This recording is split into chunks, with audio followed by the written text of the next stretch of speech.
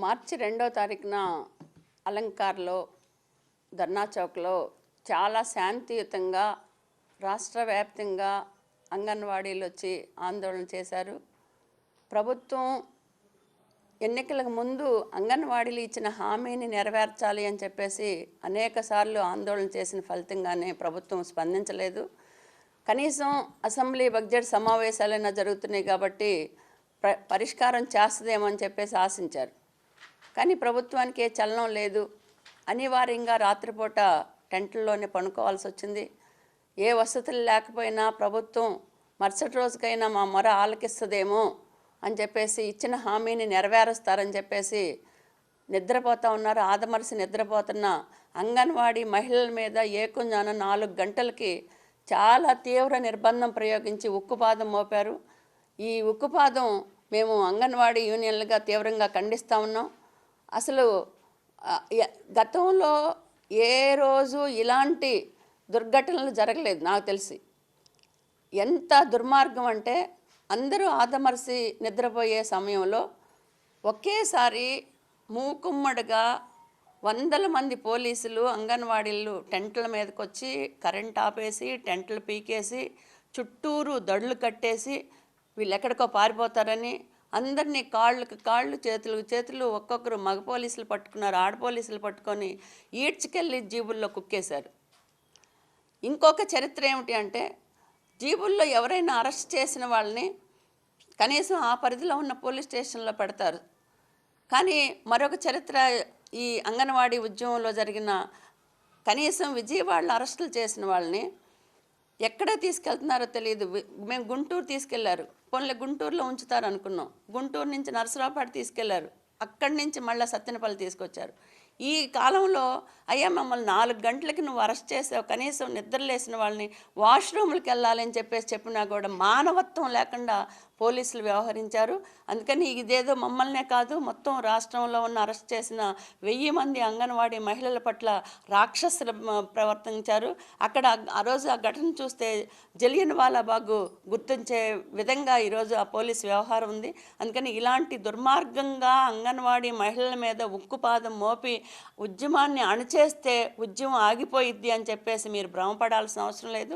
ఉద్యమం మరింత ఉధృతం అవుద్ది వేతనాలు పెంచకపోతే అని చెప్పేసి మేము ఈ సందర్భంగా ఈ ప్రభుత్వాన్ని హెచ్చరిస్తూ ఉన్నాం. రెండో అంశం, నిన్ననే మంత్రివర్యులు చెప్తా ఉన్నారు, అసెంబ్లీ సాక్షిగా అబద్ధాలు ప్రకటన చేస్తూ ఉన్నారు. మేడం గారు చెప్తుంది ఈరోజు మీకున్న 10 డిమాండ్లలో 9 డిమాండ్లు పరిష్కారం చేసేసాము అని చెప్పేసి చెప్తా ఉన్నారు. అంటే ఈ ప్రభుత్వం వచ్చిన తర్వాత మేము ప్రధాన డిమాండ్ వేతనాల పెంపు గురించి మాట్లాడుతున్నాం. దాని గురించి ఈ ప్రభుత్వం ఏం పట్టించుకోలేదు ఒకటి. రెండోది, ఈ ప్రభుత్వం వచ్చిన తర్వాత ఇచ్చిన జీవోలు అంగన్వాడీలకి కేవలం 3 జీవోలు ఇచ్చారు. ఆ 3 జీవోలు కూడా ఈ రోజుకి అసంతృప్తిగానే ఉన్నాయి, అంగన్వాడీలకు అమలు కావట్లేదు. నెంబర్ 1, ఈరోజు గ్రాట్యుటీ అమలు చేస్తాము అని చెప్పేసి చెప్తున్నారు. సుప్రీంకోర్టు గైడ్లైన్స్ ప్రకారం గ్రాట్యుటీ చట్టం సంబంధించి ఈ రోజుకి కూడా నిర్దిష్టమైన గైడ్లైన్స్ రూపొందించలేదు. మేము ఉదాహరణ చెప్తాము. ఈరోజు 5 సంవత్సరాలు దాటిన వాళ్ళు అనేక మంది చనిపోతూ ఉన్నారు. వాళ్ళకి గ్రాట్యుటీ చట్టం అమలు కావాలి, దానికి ఎవరు మీరు అమలు చేయట్లేదు. రెండోది, మధ్యలో మానేసిన వాళ్ళు చాలామంది ఉన్నారు, వాళ్ళకి గ్రాట్యుటీ చట్టం అమలు కావాలి, అమలు చేస్తే వాళ్ళకి ఎవరికి అమలు కావట్లేదు. ఈరోజు 62 సంవత్సరాలు దాటి రిటైర్డ్ అయిన వాళ్ళకి ఒక్కరికైనా గ్రాట్యుటీ చట్టం ప్రకారం ఇప్పుడు మీరు బెనిఫిట్ ఇచ్చారా అని చెప్పేసి మేము అడుగుతా ఉన్నాం. అంటే ఇలాంటి అబద్ధ ప్రకటనలు ఈరోజు అసెంబ్లీ సాక్షిగా మాట్లాడటం తగదు అని చెప్పేసి మేము చెప్పదలుచుకున్నాం. రెండో అంశం, ఈరోజు మినీ వర్కులకు సంబంధించి అప్గ్రేడ్ చేసేసాము 5000 సెంటర్లు అని చెప్పేసి ఈరోజు మంత్రివర్యులు ప్రకటన చేస్తున్నారు. మినీ వర్కులకు సంబంధించి జీవో ఇచ్చిన మాట వాస్తవం. కానీ ఈ రోజుకి కూడా మన రాష్ట్రంలో 6000 మినీ సెంటర్లు ఉంటే ఇప్పటికీ 4000 మినీ సెంటర్లే పూర్తయినాయి. మరి మిగిలిన 2000 మినీలు ఈ రోజుకి మినీలుగానే కొనసాగుతూ ఉన్నారు. వాళ్ళకి వర్కర్ వేతనం ఇవ్వట్లేదు. ఈరోజు క్వాలిఫికేషన్ లేదనే పేరుతో పక్కన పెట్టారు. అందుకని ఆ మినీల జీవో కూడా అసంపూర్తిగానే ఉన్నాయి. మూడోది, వేతనాలు పెంచముండి మాకు బతికొండంగా తినడానికి సరిపోవట్లేదని చెప్పేసి మేము అడుగుతూ ఉంటే మట్టి ఖర్చుల జీవో ఇచ్చామని చెప్పేసి చెప్తా ఉన్నారు. మట్టి ఖర్చుల జీవో కూడా 2024లో వేతనాలు పెంపుతాము అని చెప్పేసి ఉన్న మినిట్స్ కాపీలో 20,000 మట్టి ఖర్చులు ఇస్తామని చెప్పేసి ఆ రోజు ఒప్పందం జరిగింది. కానీ ఈ ప్రభుత్వం మట్టి ఖర్చుల్లో కూడా కక్కుర్తిపడి 20,000ది 15,000కి తగ్గించి జీవో ఇచ్చారు. ఈ రోజుకి కూడా 15,000 కూడా ఇవ్వని చనిపోయిన వాళ్ళు చాలామంది ఉన్నారు. అంటే మీరు ఇచ్చిన 3 జీవోలు కూడా చాలా అసంపూర్ణంగా అసమగ్రంగానే ఉన్నాయి మేడం గారు అని చెప్పేసి మేము చెప్పదలుచుకున్నాం. అలానే మా ప్రభుత్వమే వేతనాలు 3 సార్లు పెంచారు అని చెప్పేసి చెప్తా ఉన్నారు. 3 సార్లు మీరు అధికారంలో ఉన్నప్పుడు తప్పకుండా మీరే పెంచుతారు, వేరే వాళ్ళు ఎవరు పెంచరు. అందుకని ఈరోజు మీరు పెంచింది 2 సార్లు పెంచారు, మరొకసారి వైసీపీ ప్రభుత్వం వచ్చినప్పుడు పెంచింది. అందుకని మేము ఈ సందర్భంగా కోరుతున్నాము 3 సార్లు కాదు 4గోసారి కూడా మీరే పెంచి మీ ప్రభుత్వ ఘనతని ఈరోజు చాటుకోవాలి అని చెప్పేసి మేము కోరుతున్నాం. అందుకని 9, 10 తారీఖుల్లో అంగన్వాడీ వేతనాల గురించే మాట్లాడతామని చెప్పేసి ఈపాటికే మీరు ప్రకటన చేస్తున్నారు, అధికారుల వైపు నుండి చర్చించారు. అందుకని 9, 10 తారీఖుల్లో అంగన్వాడీల వేతనాల పెంపు ప్రకటన చేయాలి. ఎంత పెంచుతారు, ఎప్పుడు పెంచుతారు అనేది నిర్దిష్టమైన ప్రకటన చేయాలి అని చెప్పేసి మేము డిమాండ్ చేస్తూ ఉన్నాం. లేని పక్షంలో 11వ తారీఖున రాష్ట్ర వ్యాప్తంగా మొత్తం అంగన్వాడీలు అందరూ కలిసి నియోజకవర్గ కేంద్రాల్లో నిరసనలు పిలిపిస్తున్నాం. ఆ నిరసనలో పెద్ద ఎత్తున అంగన్వాడీలు పాల్గొనాలి అని చెప్పేసి కూడా ఈ సందర్భంగా తెలియజేస్తున్నాను. Subbaramamma, AP Anganwadi workers and helpers union రాష్ట్ర ప్రధాన కార్యదర్శి, CIT అనుబంధం. మా ప్రధానమైన డిమాండు జీతాల పెంపు. ఈరోజు ఈ ప్రభుత్వం చాలా అన్యాయంగా అంగన్వాడీ వర్కర్లను మార్చి 2వ తారీఖు చాలా నిర్బంధించారు. ఇది ఏమాత్రం సమంజసం కాదనేసి ఈరోజు మేము 3 సంఘాలుగా CIT, AITC, IFT 3 సంఘాలు కూర్చొని ఈరోజు ప్రెస్ మీట్ ద్వారా మీకు తెలియజేస్తున్నాం. గతంలో ఎప్పుడూ జరగని విధంగా ఈరోజు ఈ అంగన్వాడీలను ఇంత దారుణంగా అరెస్టులు చేసి ఎక్కడికక్కడ నిర్బంధించడం చాలా దారుణం. మరో సమస్య, ఈరోజు మేమేమి గొంతెమ్మ కోరికలు కోరలేదు. గత ప్రభుత్వంలో 42 రోజులు సమ్మె చేసిన కారణంగానే ఈరోజు మినిట్స్ కాపీ వచ్చింది. అదే మినిట్స్ కాపీలో మేము 12 సమస్యలు ఉంటే 9 తీర్చేసినాము, ఇంకొకటే లేదంటే 10 ఉంటే 1 తీర్చేసినాము అంటున్నారు. ఇవన్నీ కూడా అబద్ధాలు. ఈరోజు ఏదైతే మేము ఆ రోజైనా ఈరోజు గత ప్రభుత్వంలో అయినా ఈ ప్రభుత్వంలో అయినా ప్రధానమైంది జీతాల సమస్య. ఈ జీతాల సమస్య కూడా దేంతో ముడిపెట్టినాం?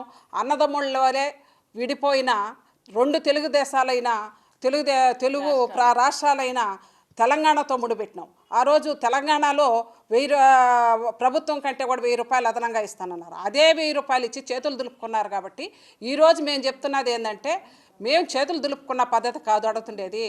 పిఆర్సీని అక్కడ ఇంప్లిమెంటేషన్ చేసినారు. అదే పిఆర్సీని ఇంప్లిమెంటేషన్ చేయడం వల్ల వాళ్ళకి 13,650 రూపాయలు పెరిగింది. ఈరోజు వాళ్ళకి మళ్ళీ 12వ పిఆర్సీ వచ్చిందంటే మళ్ళీ వాళ్ళకి ఇంకా 5,000 పెరిగే అవకాశం ఉంది. 17,000 చిల్లర 18,000 అయ్యేటట్టుంది. అదే పిఆర్సీని మాకు కూడా ఇంప్లిమెంటేషన్ చేయాలనేసి మా కోరిక. కాబట్టి ఈ ప్రభుత్వాలన్నీ కలబుల్లి మాటలన్నీ పక్కన పెట్టేసి ఖచ్చితంగా కూడా మీరు ఏదైతే మా టెంట్ల దగ్గరకు వచ్చారో, ఏదైతే మా ప్రభుత్వంలోనే 2 దఫాలు కావచ్చు, 3 దఫాలు కావచ్చు, 10,500 దాకా మేమే పెంచినామని చెప్పుకుంటున్నారు.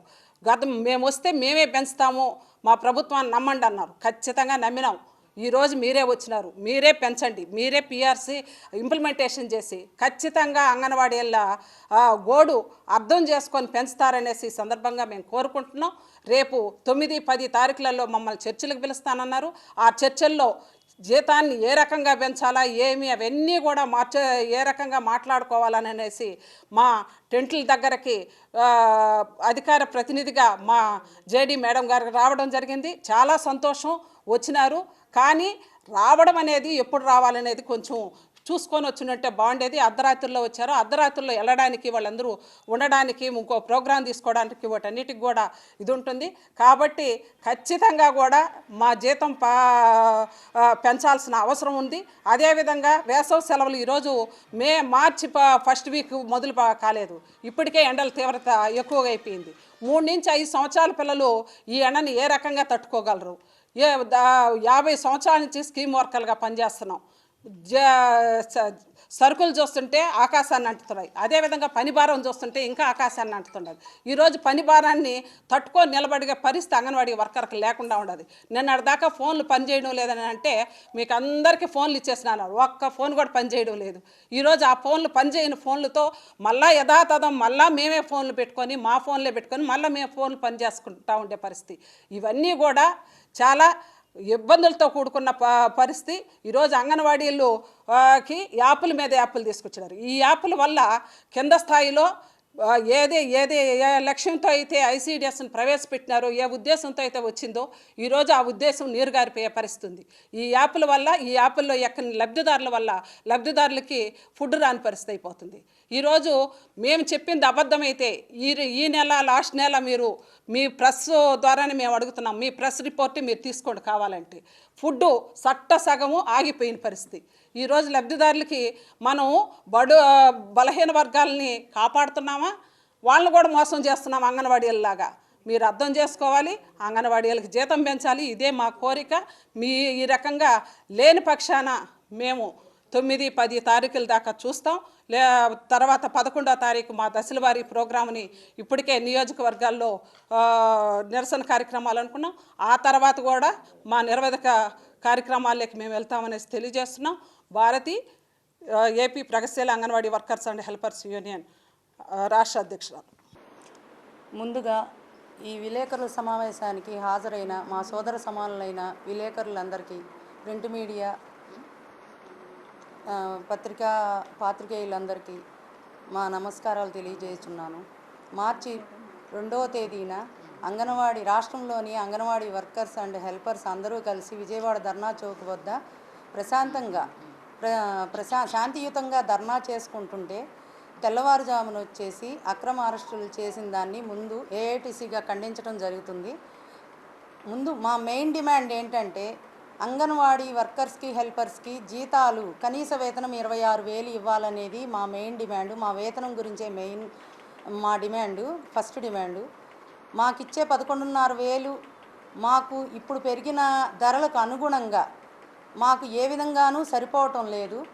ఒక్కసారి ముఖ్యమంత్రి గారు, ఉప ముఖ్యమంత్రి గారు, లోకేష్ బాబు గారు, మీ ఇంట్లో పనిచేసే పనివాడినైనా 11,500 ఎలా సరిపోతాయి, మీకెంత సరిపోతున్నాయి అనేది ఒకసారి ప్రశ్నిస్తే ఏంటనేది, అంగన్వాడీలు ఎందుకు రోడ్ల మీదకి వచ్చి ధర్నాలు చేస్తున్నారు తన వేతనం పెంపుదల కోసం అనేది ఒకసారి ఆత్మవిమర్శ చేసుకోండి.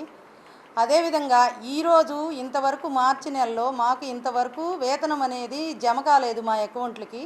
కానీ ఆయాలు ఫోన్ చేసి మాకు అంగన్వాడీలో మా సరుకులన్నీ అయిపోయినాయి టీచర్ గారు అని ఫోన్ చేయడం జరిగింది. ఇప్పుడు ఇంటి అద్దెలు, అంగన్వాడీ సెంటర్కి సంబంధించి ఇంటి అద్దెలు కూడా ఇంటి ఓనర్స్ ఫోన్ చేసి ఇంతవరకు మీరు ఇంటి అద్దె కట్టలేదు, అంగన్వాడీ అద్దె కట్టలేదని అడుగుతున్నారు. ఇంతవరకు మాకు జీతాలు అనేది మా అకౌంట్కి జమ కాలేదు. ఆ వచ్చిన 11,500లోనే మేము అద్దెలు కట్టుకోవాలి. మళ్ళీ మాకు సంబంధించిన అంగన్వాడీ సెంటర్కి సంబంధించిన దినుసులు అవన్నీ కూడా, సరుకులన్నీ కూడా అన్నీ మేము అందులోనే, మా రిజిస్టర్స్ కాడ నుంచి అన్నీ మేము అందులోనే సమకూర్చుకోవాలి. కానీ మీరు జీతం వేసినది ఎప్పుడు వేస్తారో తెలియదు. మీరు రెంట్లకు సంబంధించిన బడ్జెట్ ఎప్పుడు ఇస్తారో తెలియదు. నిన్న అసెంబ్లీలో మంత్రి గారు మాట్లాడుతూ 9 మంది క్వశ్చన్స్ అడిగారు, 9 మందికి నేను ఆన్సర్ చేయాలనేసి ఆ 9 మందికి ఆన్సర్ ఇచ్చారు. అదేంటంటే ఐసీడీఎస్ బలోపేతం చేయడానికి గవర్నమెంట్ ఇచ్చే బడ్జెట్స్ని గురించి చెప్పారు ఆమె.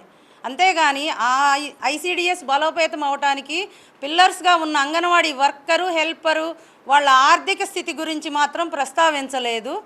ముఖ్యంగా మేము ఇప్పుడు చంద్రబాబు నాయుడు గారు అమరావతిని, ఆంధ్రప్రదేశ్ని ప్రపంచంలోనే మ్యాప్లోనే నెంబర్ 1 స్థానానికి తీసుకెళ్లాలని అనేక రకాలైన పరిశ్రమలు తీసుకొచ్చి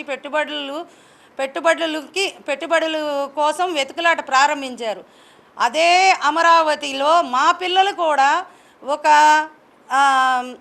పార్ట్నర్స్ అవ్వాలని, అంటే మా పిల్లల్ని కూడా మేము చదివించుకోవాలని ఉంటుంది కాబట్టి మా ఆర్థిక పరిస్థితి కూడా బాగోవాలి. అంగన్వాడీ వర్కర్స్ కానీ హెల్పర్స్ కానీ రాష్ట్రంలో ఒక ఫ్యామిలీలో 2 సంపాదించినా కూడా చాలట్లేదు. మెయిన్ అంగన్వాడీ వర్కర్ జీతం మీదే ఆ కుటుంబాలు ఆధారపడి ఉన్న కుటుంబాలకి మాత్రమే ఈ ఉద్యోగం ఇవ్వబడింది. ఇప్పటికీ అదే జరుగుతుంది. మన బిలో పావర్టీ లైన్ ఎవరు ఇబ్బందులు పాలైన మహిళలే ఎక్కువ మంది, అంటే వితంతువులు అవ్వచ్చు, ఒంటరి మహిళలు అవ్వచ్చు, ఆర్థికంగా వెనకబడిన వాళ్ళు అవ్వచ్చు.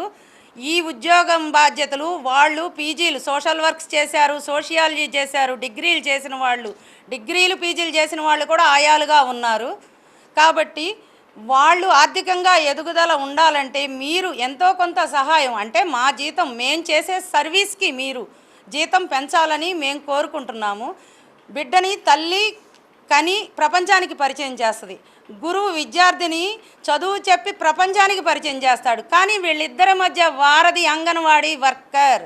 వీళ్ళిద్దరి మధ్య తల్లి 3 సంవత్సరాలు పెంచి అంగన్వాడీకి పంపితే మనము 6 సంవత్సరాల వరకు అంగన్వాడీలో చదువు చెప్పి వాడు మానసికంగా శారీరకంగా ఎదుగుదల అంతా ఇక్కడ అంగన్వాడీ కేంద్రంలోనే జరుగుతుంది.